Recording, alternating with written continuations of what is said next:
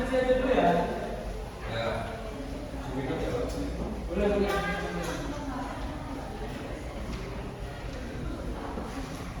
Belas dipakai 1.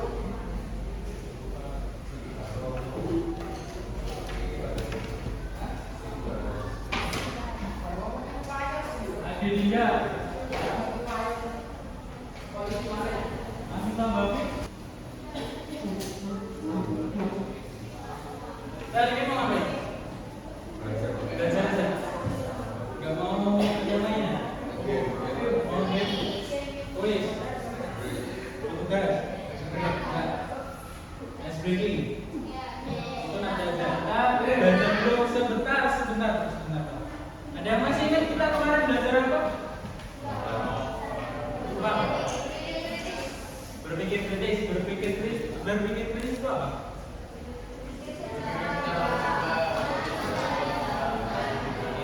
Jadi berpikir kritis itu berpikir secara logika yang baik dan benar. Orang yang berpikir kritis biasanya disebut sebagai ulil albab. Nah, kalian sudah jelaskan ada beberapa tingkatan berpikir kan? Ada 4. Yang masih ingat apa ada?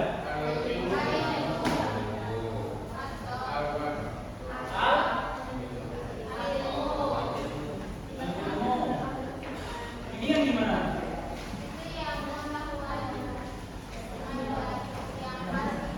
Pengetahuan yang masih benar. Yang kedua, adon.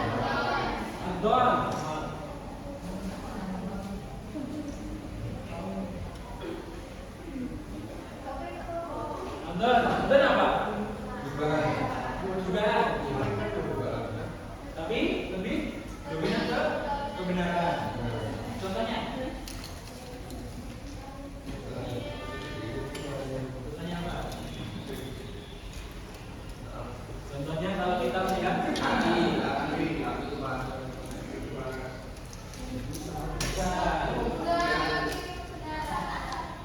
Kita melihat asap, kejauhan pasti ada api atau ada kebakaran.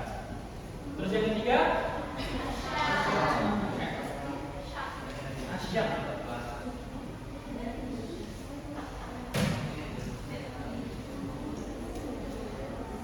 Kali ini ya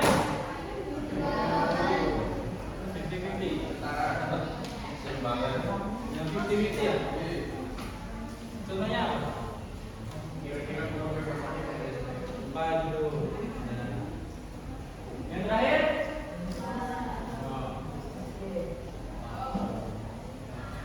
haluan.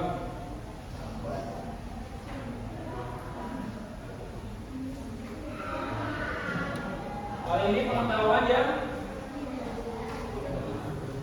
tidak pasti. Contohnya bumi datar.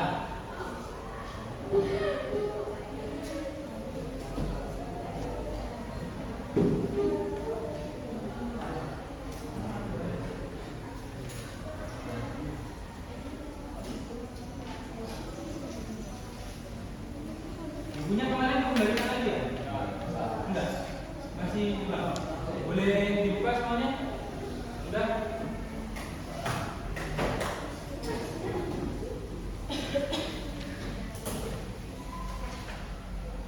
Bisa dibuka di halaman 16.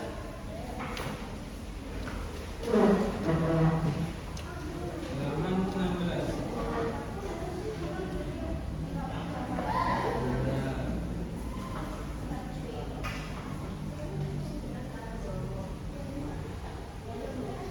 Ada yang mau membacakan atau dibaca bersama-sama? Dibaca bersama-sama. Oke. Saya bacakan nanti diikuti ya.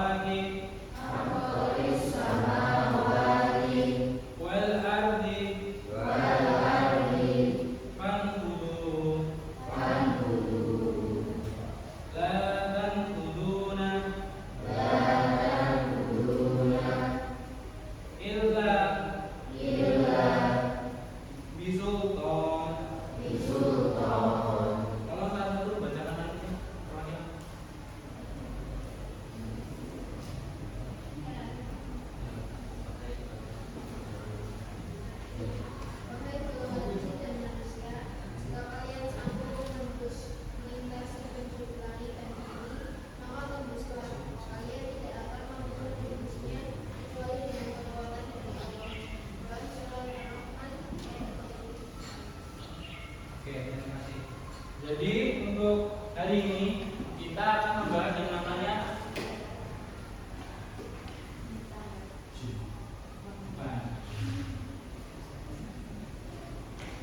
ilmu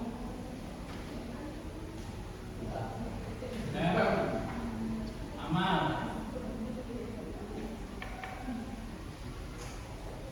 Kenapa kita harus membahas ilmu dan amal? Ilmu itu apa sih? Pengetahuan. Jadi ilmu itu adalah segala sesuatu yang bisa menjadi sebuah pengetahuan baik dari diri kita sendiri maupun dari orang lain. Bisa juga kita mempelajari lingkungan. Kemudian amal itu apa?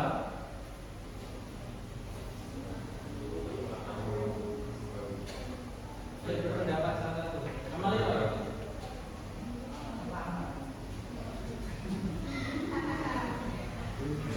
Amal itu apa?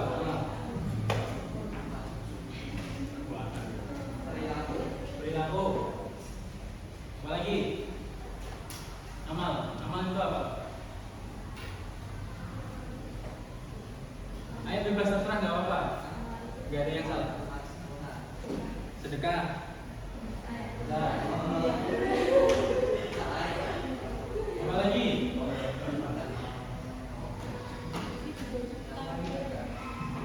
Ibadah. Amal itu apa? Amal. Perbuatan yang baik dan buruk. Nah, kalau kita berbuat buruk itu amal juga. Amal buruk. Jadi amal itu apa? Gambaran umumnya. Perbuatan manusia. Perbuatan. Amal.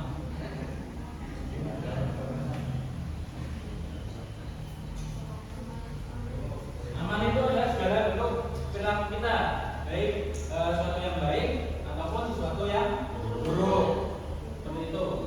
Tapi sebelum kita beramal itu harus mementingkan yang namanya ilmu. Kenapa kita harus berilmu dulu, kemudian beramal? Karena kalau kita sholat misalkan, kalau kita nggak tahu tata caranya, masa kita mau sholat terserah kita, kan nggak bisa. Ada syariat yang harus dipahami. Imam Bukhari pernah berkata, ilmu qabla qauli wal amal. Ilmu lebih dahulu, kemudian amal. Jadi teman-teman semua ini diharapkan bisa tahu ilmunya terlebih dahulu, kemudian baru beramal. Kita tidak boleh ya, bukan tidak boleh, tapi tidak disarankan melakukan sesuatu tanpa tahu ilmunya. Misal kalian mungkin bisa di kafe ya, di kafe mau jadi desainer, arsitektur, jadi ya seperti itu. Masa kalian mau membangun sebuah gedung yang dengan kreativitas kalian semua tanpa tahu ilmunya, nanti kan gedungnya bisa roboh kan? Ya jelek.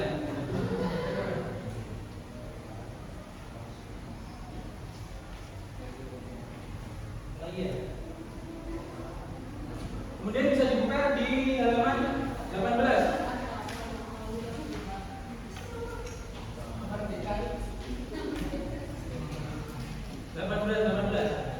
Bisa tolong dibacakan nomor 1, salah satu. Ya.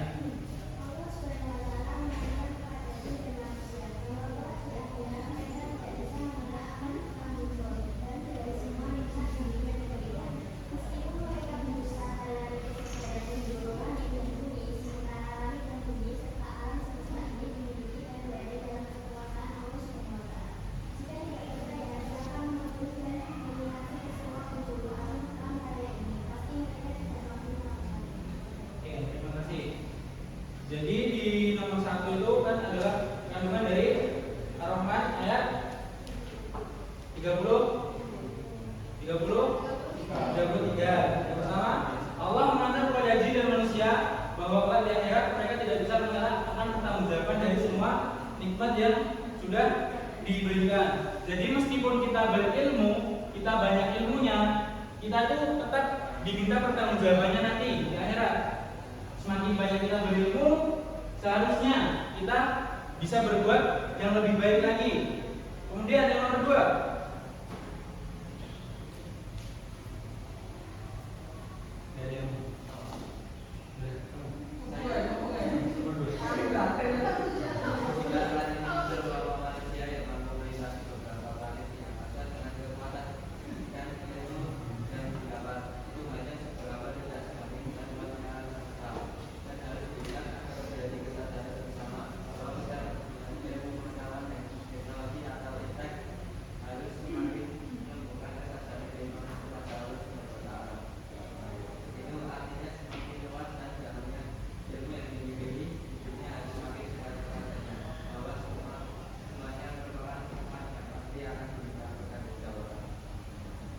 kalian pasti pernah lihat kan apa manusia kita ada ilustrasinya ini yang menginjakan kaki di bulan, kemudian ada eksplorasi luar angkasa. Itu kan semua butuh ilmu, tapi itu baru sebagian kecil ilmu yang Allah berikan kepada kita. Ilmunya Allah itu sangat luas, tetapi dengan garis bawah bahwa kita semakin berilmu seperti padi, semakin berilmu semakin menunduk. Jadi kita semakin berilmu nggak boleh yang namanya sombong. Seperti itu ya. Kemudian nomor 3. Ya.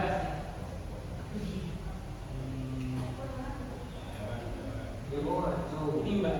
Siapa? Ini. Ya.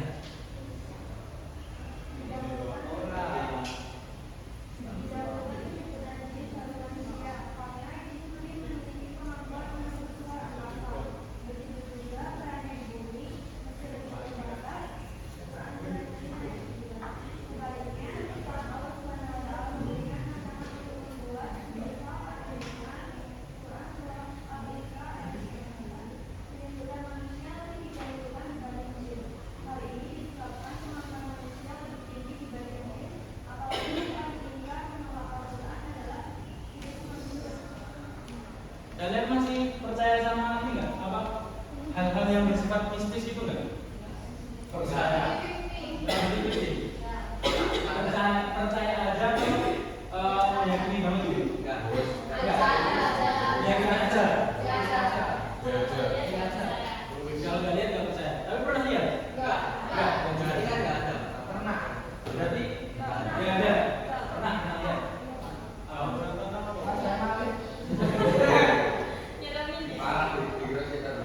Jadi walaupun kita diwajibkan mengimani yang namanya hal-hal gaib, tapi kita nggak boleh mempercayai secara berlebihan. Misal kita mau datang ke tempat keramat atau gimana untuk minta kekayaan seperti itu, kita tidak disarankan. Kemudian selanjutnya nomor 4. Bagian ulama ini dari ayat ini sebagai isyarat ilmiah bahwa kekuatan dan kekuasaan itu menjadi yang bukan dimiliki orang lain. Tapi itu menjadi umat golongan atau kelompok yang sukses berembuk di dunia apalagi akhirat, dan Islam sangat menekankan tentang ilmu, baik ilmu dunia maupun ilmu akhirat, seperti yang kita dapati sekarang. Makanya sekarang ini bahwa peradaban Nasrani pasti berbasis pada ilmu, termasuk negara-negara maju disebabkan kemampuan dan kemampuan.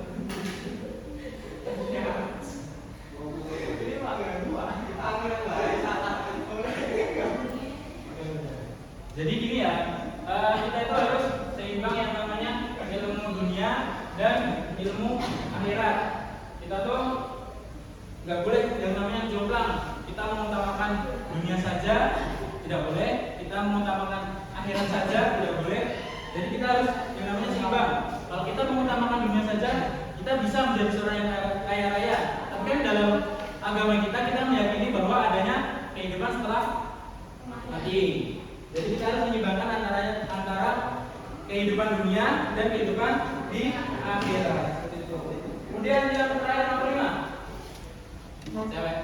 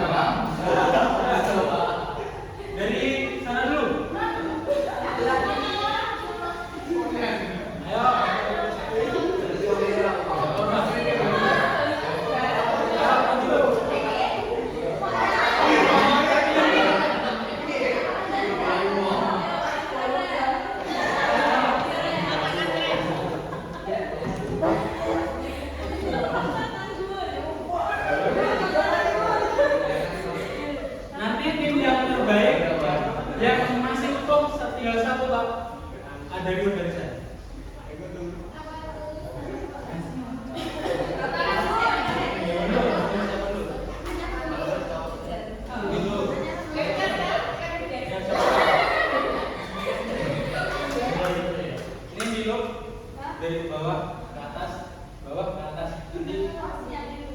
Dua-duanya.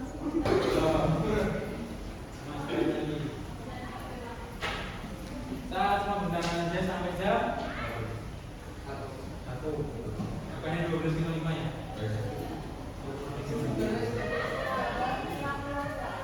Mau sampai setengah 1 aja. Nah, kita lanjut lagi ya. Kita fokus lagi, lanjut pembelajaran. Saya mulai. Assalamualaikum warahmatullahi wabarakatuh. Waalaikumsalam warahmatullahi wabarakatuh. Kan kalian tadi sudah berkelompok, masing-masing kelompok sudah memberikan gagasannya terkait apa itu ilmu, apa itu amal. Jadi untuk sekarang dari masing-masing kelompok bisa dipresentasikan gimana hasil diskusinya.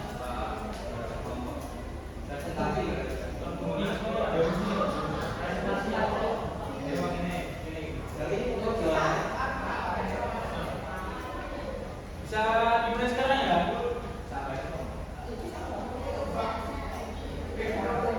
Dari sini aja dulu.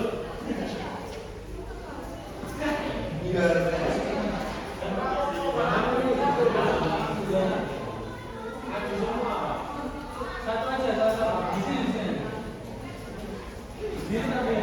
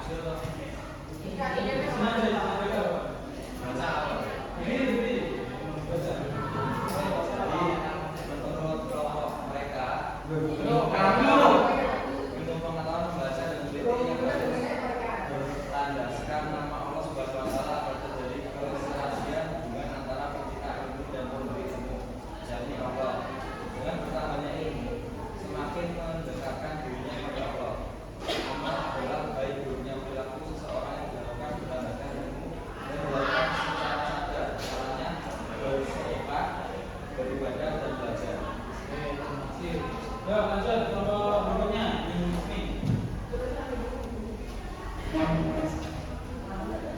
Menurut kelompok saya, ilmu adalah suatu perkataan dan perbuatan yang menjadi landasan bagi seorang manusia dalam menyampaikan kebaikan. Amal adalah perbuatan baik atau buruk yang akan dipertanggungjawabkan di akhirat kelak. Kesimpulan, jadi ilmu dan amal harus diterapkan dalam kehidupan sehari-hari. Terima kasih.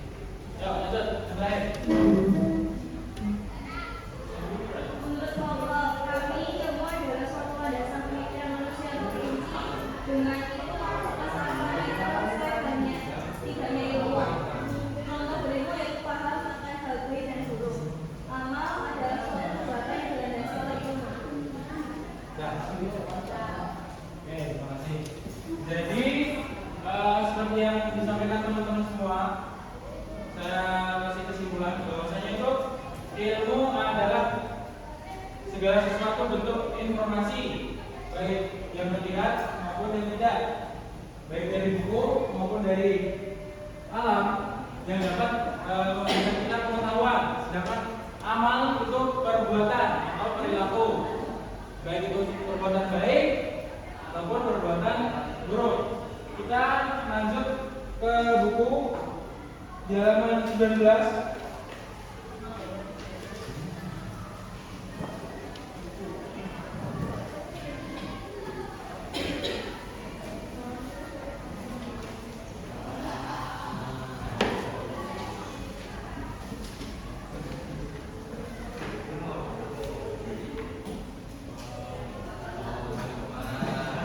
Sudah semuanya? Di situ ada sebuah hadis. Saya akan bacakan kemudian tiupkan ya. Bismillahirrahmanirrahim. Sami'tu Abdullah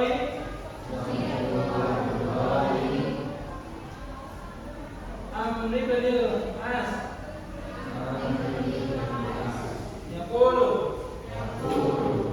Sami'tu Rasulullah sallallahu alaihi wasallam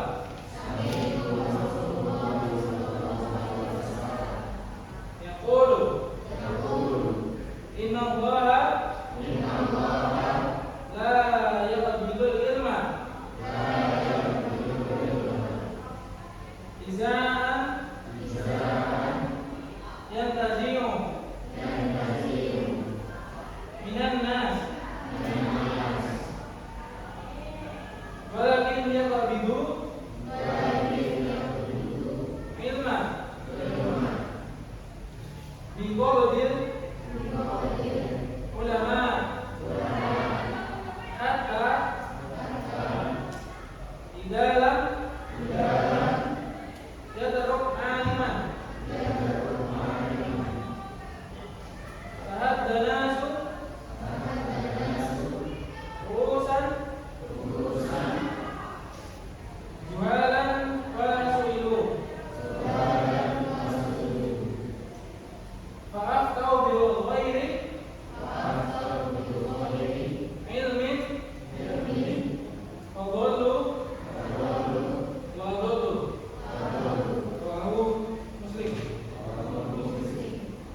Terjemahan hadis bisa dibacakan salah satu lainnya tadi sudah dibaca. Tadi cowok ya? Sekarang enggak. Bacakan terjemahan.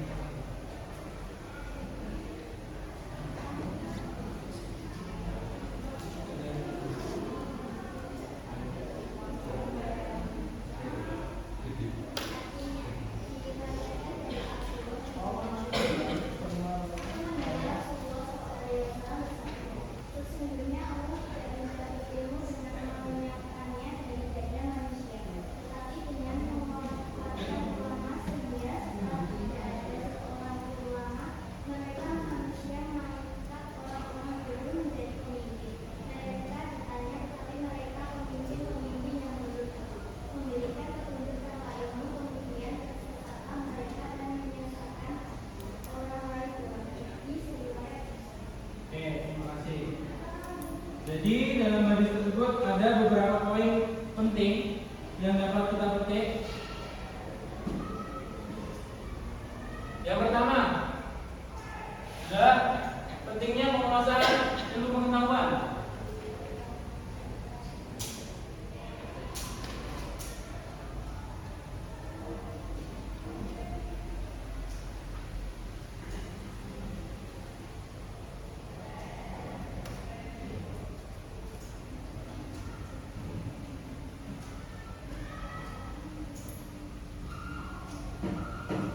Kenapa penting? Kenapa penting menguasai sebuah ilmu pengetahuan? Karena kalau kita berilmu tapi tidak menguasai kan nggak afdal ya. Tadi kan kalian juga sudah saya berikan contoh, bisa kalian sekarang misalnya di kafe, bisa bercita-cita sebagai arsitek gitu. Kalau kalian tidak menguasai dengan benar-benar ilmu arsitektur, maka bangunan yang akan kalian bangun nanti bisa roboh. Kemudian poin yang kedua,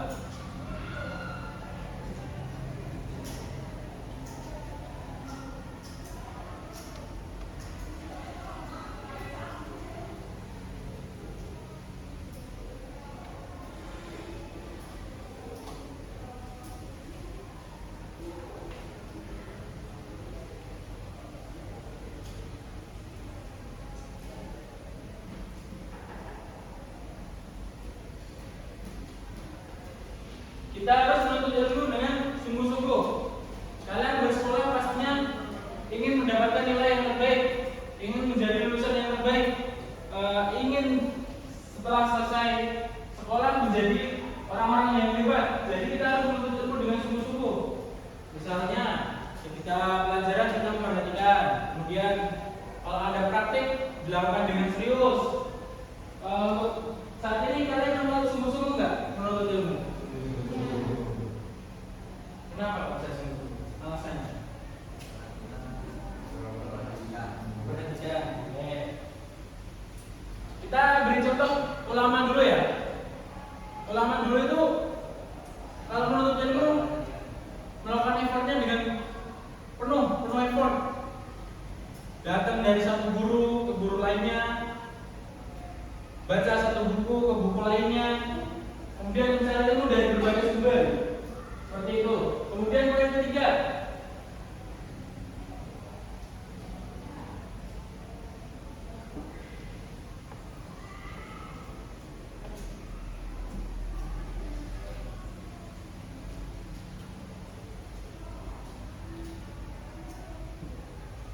sekarang ini kita banyak menemukan tokoh-tokoh ulama yang kelihatannya itu pintar, kelihatannya wah. Ada siapa gitu?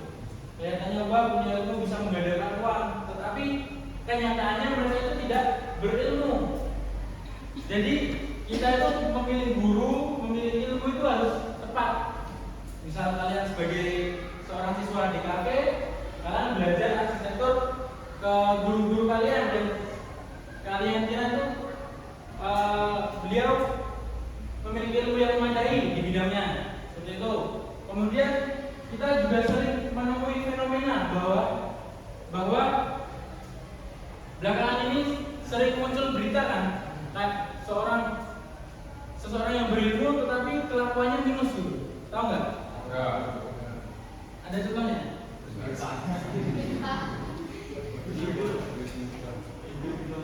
Jadi kita tidak boleh seperti itu ya. Jadi misalkan kita berilmu, ilmu kita tinggi, tapi kelakuannya kita harus mengikuti. Jadi misalkan kita berilmu tinggi, punya pengetahuan yang luas, guru kita di mana-mana, tapi kelakuan kita itu harus mengikuti dengan ilmu yang kita miliki. Kemudian di halaman 21, bagaimana kita mencari ilmu? Bagaimana kita mencari ilmu? Ada yang tahu bagaimana kita mencari ilmu? Dengan cara apa? Belajar. Baca. Dalam Al-Quran ada sebuah kata yaitu Iqra, atau bacalah.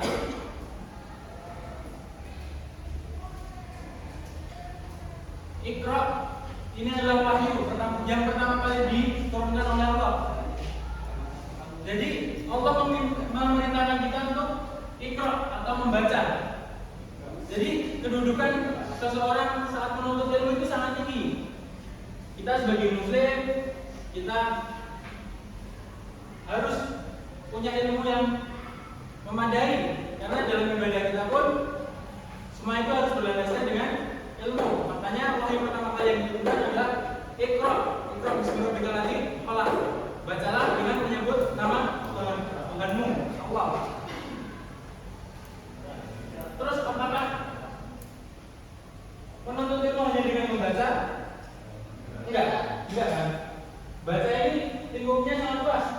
Dari yang pertama, mengamati.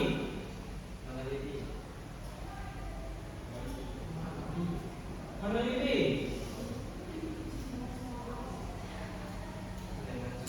Memahami.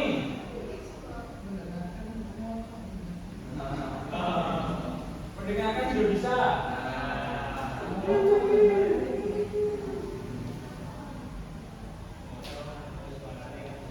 Apalagi? Dalami bisa, dia bisa meneliti.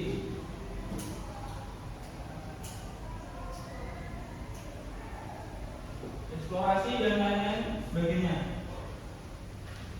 Terus apa yang kita amati, apa yang kita teliti, apa yang kita pahami, apa yang kita dengarkan, apa yang kita dalami. Jadi sebenarnya ilmu itu nggak hanya buku aja, tapi ada dua, yaitu Al-Quran, dan yang kedua adalah alam.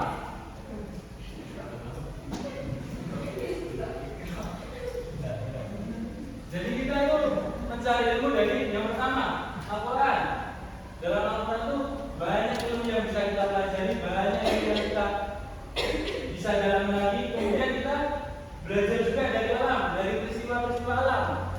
Misalnya apa? Longsor. Itu ada ilmunya juga, kenapa misalnya?